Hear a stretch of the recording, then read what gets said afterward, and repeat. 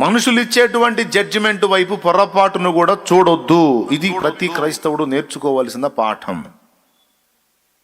అందరూ భయపడాల్సింది, అందరూ ఎదురు చూడాల్సింది, అందరూ జాగ్రత్త పడాల్సింది ఆయన జడ్జిమెంట్ విషయంలో, ఆయన దృష్టి విషయంలో.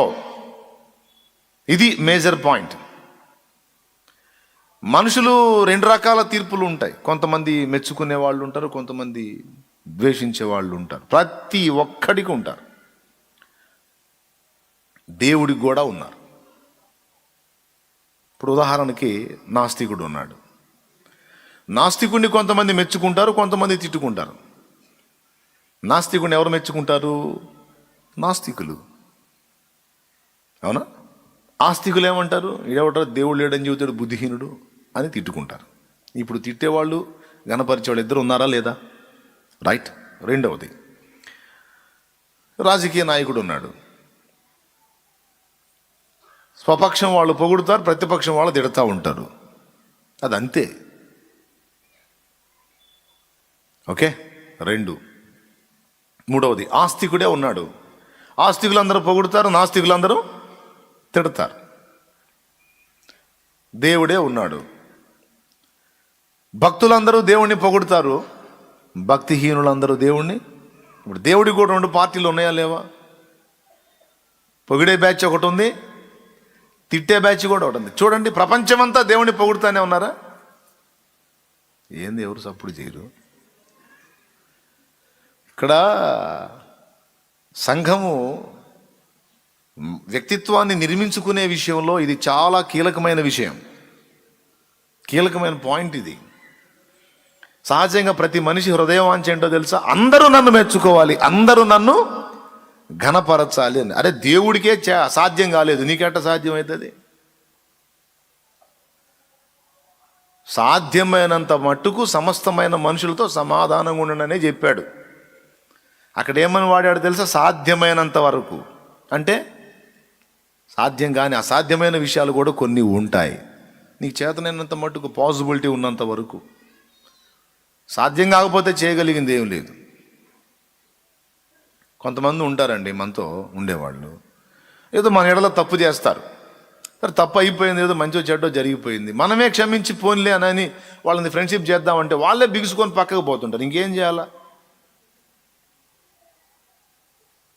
చర్చిలోకి వస్తేనేమో పక్క వాళ్ళతో శత్రుత్వం పెట్టుకొని ఇతరులతో సమాధానం లేకుండా బలలో చేయొద్దు.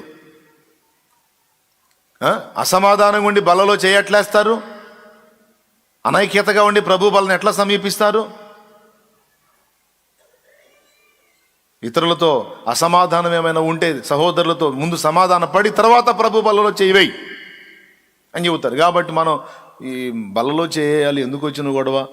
పోనీలే, వాళ్ళే మన ఎడద తప్పిదం చేసినా మనమే సారి చెబుదాం, పోనీ పర్వాలేదు, ఏమనుకోవద్దని క్షమించి వాడిని హత్తుకోవడానికి ట్రై చేస్తే వాడు బిగుసుకొని దూరం పోయాడు అనుకో, ఇంకా సాధ్యం కాదు. సాధ్యమైనంత మట్టుకు సమస్తమైన మనుషులతో సమాధానంగా ఉండండి. ఇక మనం సమాధానం అనిపోయినా వాడు బిగుసుకొని పక్కకు పోయాడు అనుకో, ఏం చేయమన్నాడు? వెంటబడి సమాధానం సమాధానం సమాధానం సమాధానం అని వెంటబడి తిరగమన్నాడా? సమాధానాన్ని ఇష్టపడలేదంటే వాడు సైతాన్ చేత శోధించబడుతున్నాడు, పోరా నెట్టియటమే. నిన్ను తప్పుపట్టడు ఇక దేవుడు. నీ ప్రయత్నం నువ్వు చేసావా లేదన్నది చూస్తాడు. నీ ప్రయత్నం నువ్వు చేసినా కూడా అవతల వాళ్ళ దగ్గర సమాధానం రాలేదనుకో, ఇక నువ్వు ఉత్తరవాదివి కాదు. నీతో సమాధాన పడని అవతల వ్యక్తి ఉత్తరవాది. అయితే ప్రయత్నం అయితే చేయాలి.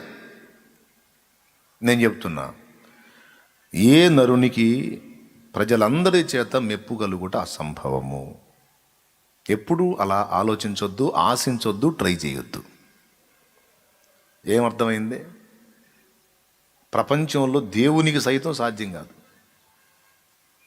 సైతానుకు కూడా సాధ్యం కాదు. సైతాను కూడా చూడండి, సైతాను కార్యాలన్నిటిని ఇష్టపడేవాళ్ళు వాడిని ప్రేమించి, అభిమానించి, గౌరవించి గణపరుస్తారు. భక్తులందరూ ఏం చేస్తారు? వాడిని, ఒరే సైతాన్, ఒరే నాశనపుత్రుడా, నాశనము చేయువాడా, ఇక మనమంతా వాడిని తిడుతానే ఉంటాం. ఇప్పుడు చూడండి, సైతానుకుందా అందరి దగ్గర ప్రశంస? పోనీ దేవుడికుందా అందరి దగ్గర ప్రశంస? ప్రవక్తలకుందా? అపోస్తలులకు ఉందా? లేదే. మరి నీకు కూడా అంతే, నాకు కూడా అంతే. నువ్వేం చేస్తావు? అందరితో మంచిగా ఉండాలనుకుంటావు, కానీ కొందరు నీకు శత్రువులు అయిపోతుంటారు. అందరికీ నచ్చేటట్టు చేద్దాం అనుకుంటా, ఖచ్చితంగా నువ్వు ఎంత జాగ్రత్తగా చేసినా ఒక్కడికి కొంతమంది ఖచ్చితంగా నచ్చవు నువ్వు. దేవునికి స్తోత్రం కలుగునుగాక. నీ ప్రయత్నమేమో 100 మందిలో 100 మందిని మెప్పించాలన్నట్టు ఉంటుంది నీ ప్రతి ప్రయత్నం. హలో, అర్థమవుతుందని నేను చెప్పేది? కానీ ఖచ్చితంగా అది సాధ్యం కాదు. ఎందుకంటే 100 మైండ్లు ఒకే రకంగా ఉండవు. కొన్ని మైండ్లు నీకు కనెక్ట్ అవుతాయి, కొన్ని మైండ్లు నీకు ఆపోజిట్ ఉంటాయి. అదంతే. దేవునికి మహిమ. హల్లెలూయా. ఆపోజిట్ ఉన్న మైండ్లను కూడా కన్విన్స్ చేయడానికి ట్రై చేస్తావు. ముందే ద్వేషంతో నింపబడ్డప్పుడు ఇంకా కన్విన్స్ కారు, వదిలేయటమే. మీ విషయంలోనైనా అదే, నా విషయంలోనైనా అదే.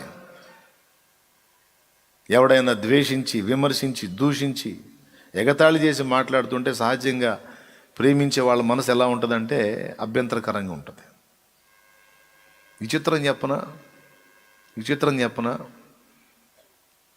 పక్క వాళ్ళు ఎవరైనా తూలనాడి మాట్లాడుతుంటే నా మీద ఉన్న ప్రేమను బట్టి వాళ్ళ మీద కోపం వచ్చిద్ది, నా మీద కూడా కొంచెం విసుగు వచ్చిద్ది. వై?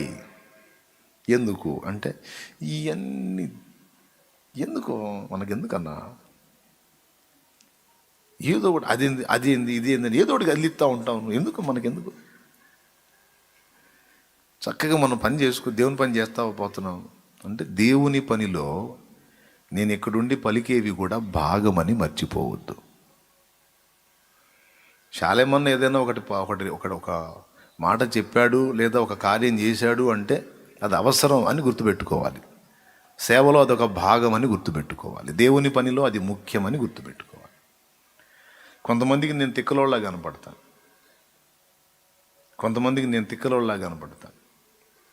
కొంతమంది నాకు సలహా చెప్పారు, నన్ను ప్రేమించే చెప్పారు, హృదయపూర్వకంగా ప్రేమించే చెప్పారు.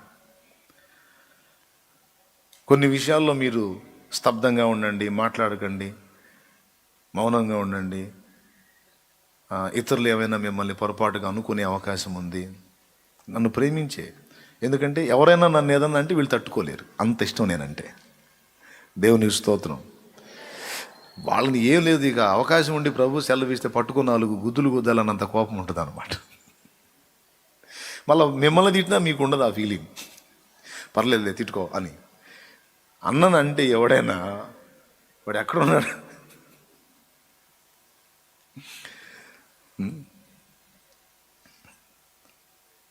నేను చెప్తున్నా, ఎట్లా సాధ్యమైంది?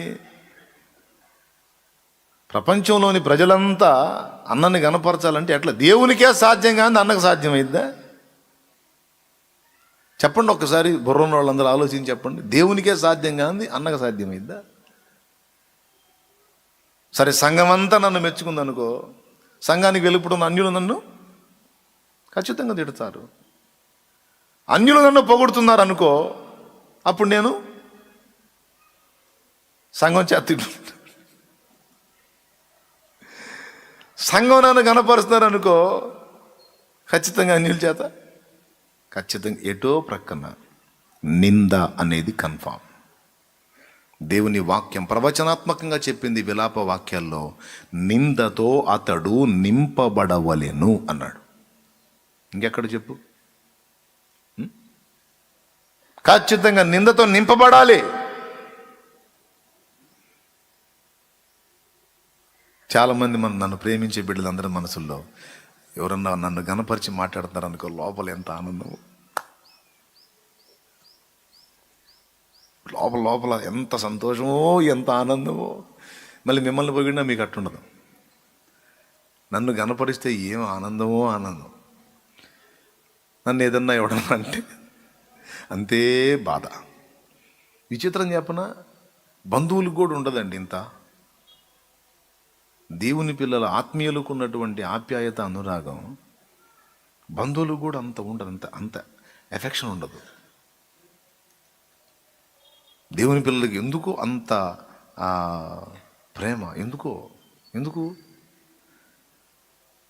ఎందుకంటే దేవుడే అలా ట్యూన్ చేస్తాడు మన హృదయాలని.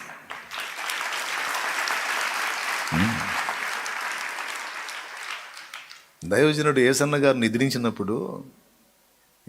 నిద్రించినప్పుడు వాస్తవంగా ఆయనకి భార్య బిడ్డలు లేరు. ఉంటే వాళ్ళు కూర్చొని ఏడుస్తుండే, వాళ్ళు లేరు. అలాగా బాక్సులో ఆయన మృతదేహాన్ని ఉంటే క్యూ ఎంత లాంగ్ ఉందంటే ఆ రోడ్డు కాడికి ఉంది, మందిరంలో నుంచి రోడ్డు కాడికి ఉంది. నేను కూడా పోయి ఆ క్యూలో నిలబడ్డా. ఆ క్యూ మొత్తం ఏడుస్తూనే ఉన్నారు. కొంతమంది అయితే అన్నా అని ఏడుస్తూనే ఉన్నారు. విచిత్రం ఏంటంటే నేను కూడా ఏడిచా.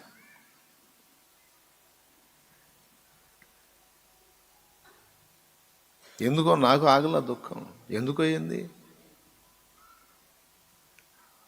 ఆ మమత అలా ట్యూన్ చేసి పడేస్తాడు దేవుడు. భక్తులైన వాళ్ళకి ఎవరికి బాగలేదన్నా కొంచెం ముందు నాకు ఏడుపు వచ్చింది. పెద్ద వయసు ఉన్న వాళ్ళు భక్తులు ఎవరు హెల్త్ ఎఫెక్ట్ అయింది, డేంజర్గా ఉన్నారంటే ఏడుపే. ఎందుకంటే పెద్ద తలలు, పెద్దోళ్ళు లేకపోతే ఎదుతలో దున్నతలో పెట్టుకోమంటారు కదా. వాళ్ళు ఉండాలి. కనీసం వాళ్ళు ఏదో మనకు త్రోవ చూపకపోయినా మనం వెళ్ళే త్రోవని విమర్శించడానికైనా వాళ్ళు ఉండాలి.